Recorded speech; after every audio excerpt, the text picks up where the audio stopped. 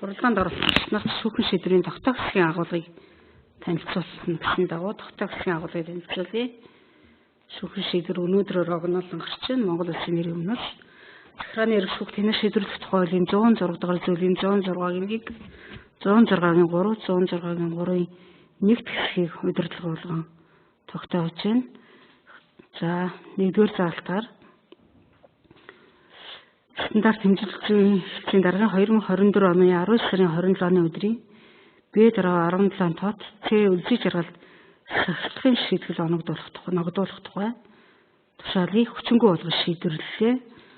За, хоёр дахь заалтаар үлзий жаргалын тэмцээн хурамжинд төлсөн 70,200 төгрөгийг улсын орлогод хэвээрүүлдэж хариуцагч байгууллагаас 70,200 төгрөг гаргаж үлзий жаргалд шийдвэрлэл хэмжлэг хангаж шийдвэрлэж байгаа тохиолдолд ийм журамтай.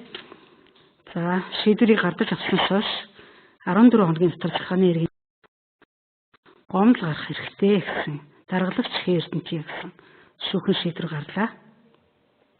За, шүүхэн шийдвэрийн товч үндэслэлийн агуулгыг тайлбарлаж өгвөл за, үлзий жаргалын хувьд ажил тасалсан чиглэл зөвшөөрлөг ажил тасалсан гэдэг нь нэгдүгээр тогтоогдож байна гэж үзлээ.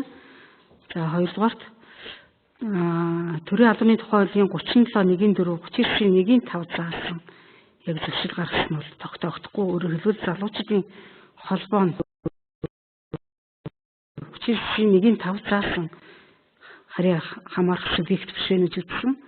За, гуравдугаар тушаалбал алдаатай гарсан. За, алдааг дурдлаа.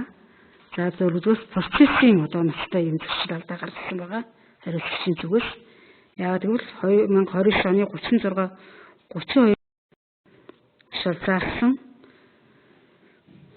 процесс ажиллагаа шалгах ажиллагаа хийгээгүй гэж үзсэн. За, удирдлагт эд шатны албан тушаалтны хувьд бол өөрт нь шалгах юм эрх хэмжээнүүд байгаа гэдгийг шүүхт өгнөлээ.